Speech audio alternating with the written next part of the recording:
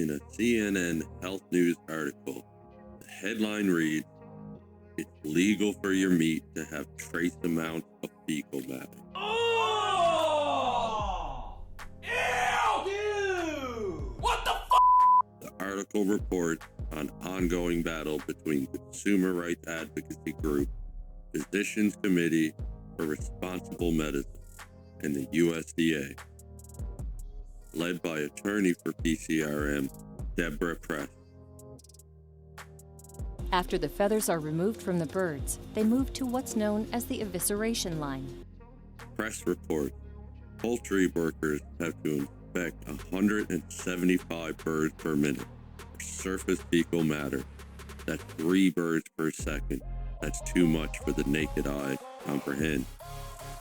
Also contained in the most recent filing against USDA by the advocacy group are reports of anonymous federal inspection workers telling PCRM, "We often see birds going down the line with intestines still attached, which are full of fecal contamination. If there is no fecal matter visible on the bird's skin, there's nothing we can do to stop it." This federal worker is one of thousands of inspectors that USDA says it sends out to facilities to look at statistically valid samples of carcasses randomly selected through the production shift. USDA has zero tolerance policy with fecal matter on meat and poultry. In independent testing by PCRM, chicken products tested found 48% were positive for fecal contamination. PCRM has been battling USDA since 2013. Nothing has come of this so far. Nothing. Nothing is coming. Besides just being gross, fecal matter contains harmful microbes like E. coli. Nobody wants that in their food. Trigger warning. Trigger warning. Trigger warning. Trigger warning.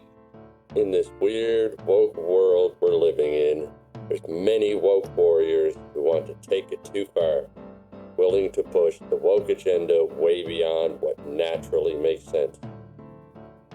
Be it a manifestation of the corporate leaders' personal beliefs or just a play to push ESG credit ratings. Many market-moving monopolies are manipulating the mainstream mindset with meticulous malice maneuvers made to mislead the minds of men.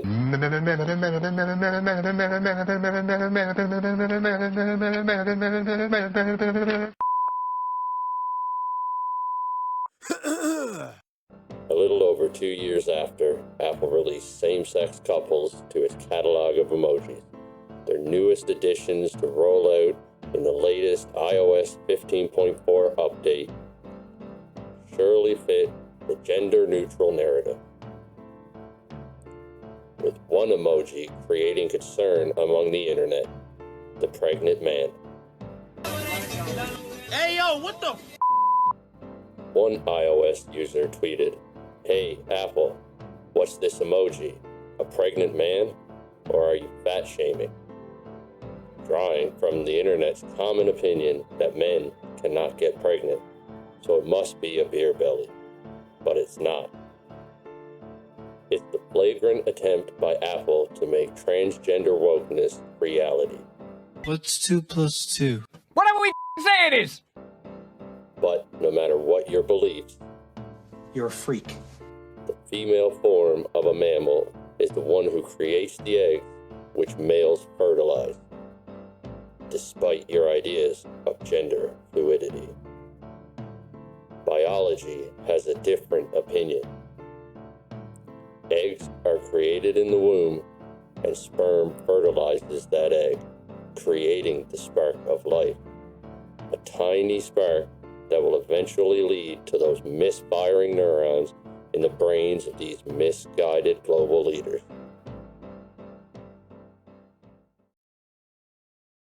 I was gonna rip his heart out. I'm the best ever. I'm the most brutal and vicious and most ruthless champion there's ever been. There's no one can stop me. Lynx is a conqueror. No, I'm Alexander. He's no Alexander. I'm the best ever. There's never been anybody ruthless.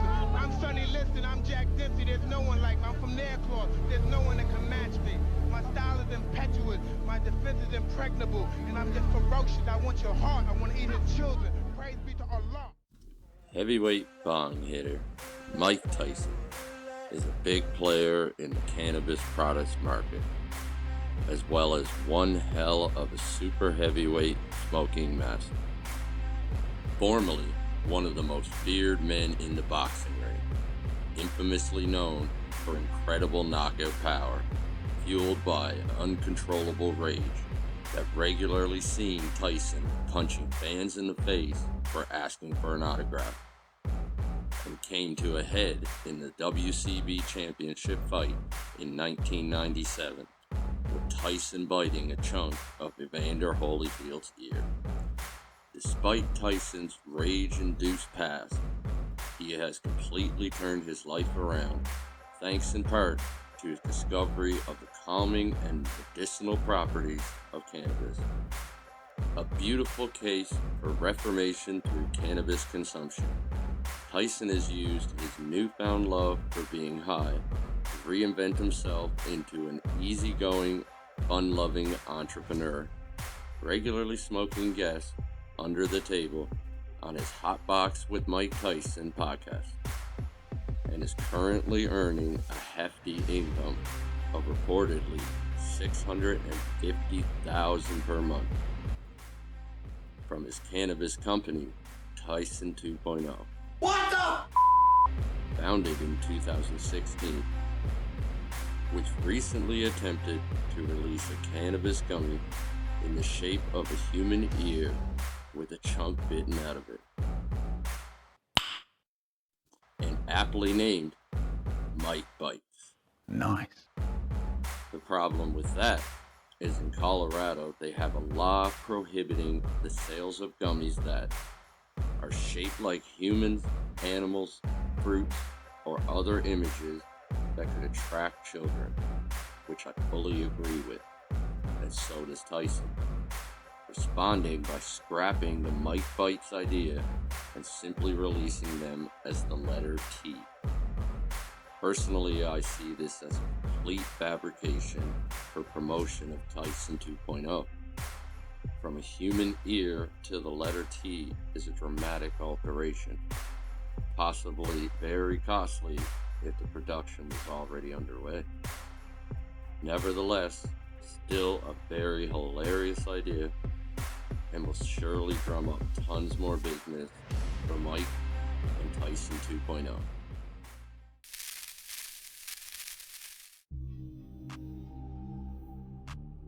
You may find yourself watching international news and thinking, that part of the world is and I guarantee we can all agree that no country is more than North Korea. A socially imprisoned society bound by a square-headed dictator who constantly imposes his will upon the small Asian nation, where the inhabitants worship him as a demigod. North Korea's panda prime minister, Jung Un, tends to make up rules as he goes, fueled by a rich diet of sour grapes and disdain for Western culture, when he's not defying sanctions imposed against him or testing science fair bottle rockets in his Top Gun flight suit. He can be found drumming up new ways to control the masses through threats and propaganda. No more popular in the mind of the mini-minister than the West is evil. Limiting internet access, banning foreign products, and controlling television broadcasts with theatrical government rhetoric. Kim Jong's newest decree aims to control the narrative by cracking down on indecent fashion.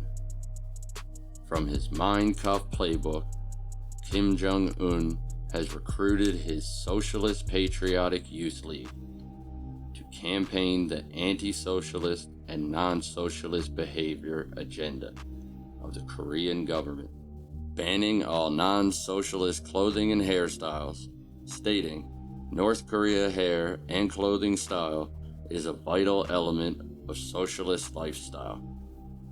And this is where they are correct. It is imperative that in a ruling society, dictators remain in control by limiting free will, with no better way to retain your control than to force every citizen to conform to a state-approved identities.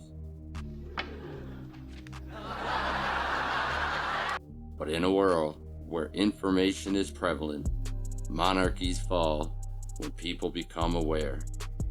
And with the rise of the North Korean youth being spotted wearing skinny jeans, Kim Jong's newest ruling may be a clear sign that the Western influence is finding a way through the socialist arc neck.